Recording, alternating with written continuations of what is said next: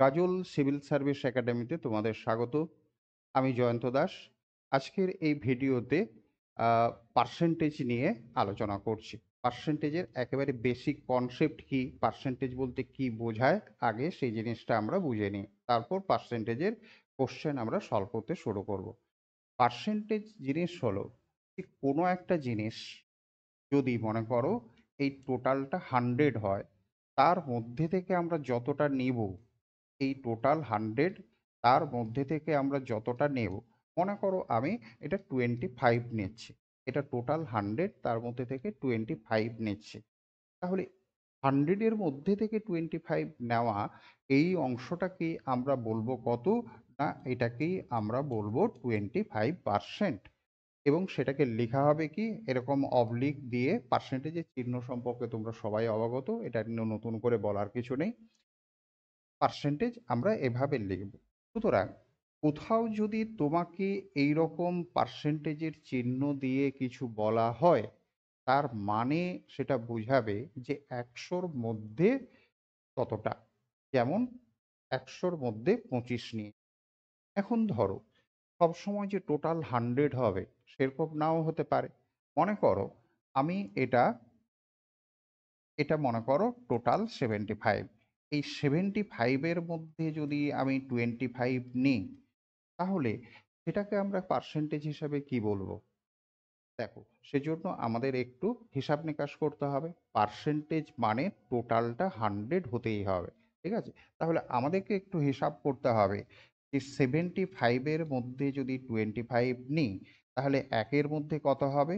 25/75 হবে। এবং 100 এর মধ্যে কত হবে?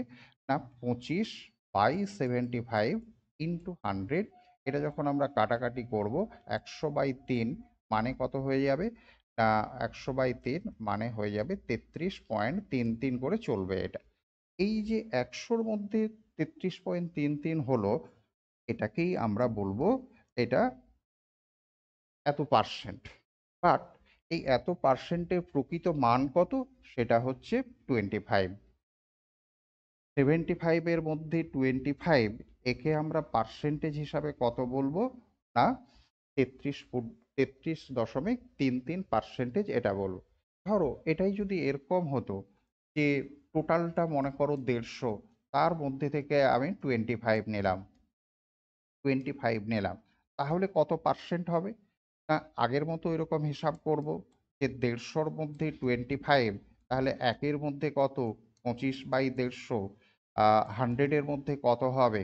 না, 25/150 ইন্টু 100। এটাকে যখন আমরা কাটাকাটি করব, এটা হবে 50/3, সব মিলিয়ে হবে 16.23%। ঠিক আছে? তার মানে 150-র মধ্যে যদি 25 হয়, তাহলে এটা 100-এর মধ্যে কত হবে? না, 16.23 হবে। সেই কারণেই আমরা এটাকে 16.23% বলবো। ঠিক আছে? সুতরাং এখান থেকে আমরা একটা ছোট্ট কনসেপ্ট নিয়ে এগাই। যদি তোমাকে এক্স পার্সেন্ট বলা হয়, তার মানে হচ্ছে 100-এর মধ্যে 100-এর 100-এর মধ্যে এক্স নেওয়া হচ্ছে বা হলো। তাহলে সেটাকে অংশ হিসাবে কি বলবো আমরা? এক্স নেওয়া হলো কতর মধ্যে? 100-এর মধ্যে। এটা ছিল পার্সেন্টেজ। সেটাকে যখন ভগ্নাংশ কিংবা অংশ হিসাবে যদি আমরা প্রকাশ করি, কি হবে? না, x/100। এইটা তোমরা একটু নোট করো যে এক্স পার্সেন্ট সমান কত? না, x/100। ঠিক আছে? আচ্ছা, এবার ধরো যদি তোমাকে একটা ভগ্নাংশ দেওয়া থাকে, যদি একটা ভগ্নাংশ দেওয়া থাকে যে এক্স বাই ওয়াই, এই এক্স বাই ওয়াই মানে কি বোঝাবে? না, এই ওয়াই হচ্ছে মোট টোটালটা, যার মধ্যে থেকে কি হচ্ছে? না, এক্স নেওয়া হচ্ছে, এক্স নেওয়া হচ্ছে এক্স বাই ওয়াই। তাহলে এটাকে যখন আমরা পার্সেন্টেজে পরিণত করব, কিভাবে হিসাব করব? না, পার্সেন্টেজ মানে 100-এর মধ্যেই নিতে হবে। তাহলে আমরা যদি ওয়াই এর মধ্যে থেকে এক্স নিই, ওয়াই এর মধ্যে থেকে এক্স নিচ্ছি, তাহলে একের মধ্যে কত হবে? না, এক্স বাই ওয়াই হবে। 100-এর মধ্যে কত হবে না x/y ইনটু আমরা 100 বলবো। যেহেতু টোটালটা 100 হলো, তাহলে এই যে x/y ইনটু 100 এটাকেই আমরা পার্সেন্টেজ বলবো আমরা। সুতরাং x/y যেটা ছিল ভগ্নাংশের চেহারা, সেই ভগ্নাংশের চেহারা থেকে আমরা যদি পার্সেন্টে যেতে চাই, আমাদেরকে কি করতে হচ্ছে? x/y ইনটু 100% করব। ঠিক আছে? ভগ্নাংশ থেকে পার্সেন্টেজে যেতে গেলে 100 দিয়ে গুণ করব, আর যদি পার্সেন্টেজের চিহ্নকে উঠিয়ে দিতে চাই তাহলে 100 দিয়ে ভাগ করতে হবে। ঠিক আছে? এখন তোমরা যারা ভালো প্র্যাকটিস করতে চাও কিংবা আরো অন্যান্য পরীক্ষার প্রিপারেশন নিচ্ছ, তারা হয়তো জানো যে আহ, 1 মানে আমরা বলবো 1/1 সমান হচ্ছে 100%, ইনটু 100 ইকুয়াল টু কি হবে? 100% হবে।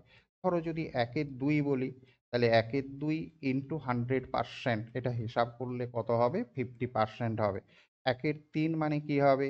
না 1/3 ইনটু 100% মানে হবে 33.1/3%। 1/4 মানে কি হবে? না 1/4 ইনটু 100% মানে হয়ে যাবে কত? 25%। তো এইরকম পার্সেন্টেজ, ফ্র্যাকশন থেকে পার্সেন্টেজ কিংবা পার্সেন্টেজ থেকে ফ্র্যাকশন, এগুলো কিন্তু মুখস্থ রাখতে পারলে ক্যালকুলেশনের জন্য খুবই অ্যাডভান্টেজ পাবে। এটা মুখস্থ রাখা দরকার। ঠিক আছে? তো এটা কতদূর মুখস্থ করবে? না এটা চেষ্টা করবে অন্তত 1/20 পর্যন্ত মুখস্থ রাখার। 1/20 মানে কত হবে? 1/20 ইন্টু 100%, এটা কাটাকাটি করলে আমরা 5% পাবো। এটা হচ্ছে ক্যালকুলেশনের প্রয়োজনে খুবই জরুরি। এটা কয়েকবার লিখে মুখস্থ করলেই তোমাদের মুখস্থ হয়ে যাবে। ক্যালকুলেশনে অনেক বেশি অ্যাডভান্টেজ পাবে। এগেইন আমাদের একটা খুব ডাউট হয় কি, যখন কোনো একটা রাশিকে অন্য কোনো একটা রাশির পার্সেন্টেজ হিসাবে প্রকাশ করব, তখন আমরা উপরে কোনটা লিখব নিচে কোনটা লিখব এটা নিয়ে একটা ডাউট তৈরি হয়। যেমন ধরো আমি এরকম বললাম কি, এইটা টোটাল, একটু আগে যেটা বললাম যে টোটাল ওয়াই, তার মধ্যে থেকে আমি এক্স নিলাম, তাহলে এক্সকে আমরা পার্সেন্টেজে করব। আমি তো ডিটেলস কিভাবে হয় সেটা দেখালাম, বাট পরীক্ষার হলে কিন্তু অত করার সময় পাবে না, আমাদেরকে শর্টকাটে করতে হবে। সেজন্য কি করব সেটা দেখো, যে এটা যদি ভাষায় আমি লিখি তাহলে কি করব, কি রকম ভাষা থাকবে? যে এক্স ইজ কত পার্সেন্টেজ অফ ওয়াই, অর্থাৎ এক্স কমা দিয়ে ওয়াই এর শতকরা কত হবে। ঠিক আছে?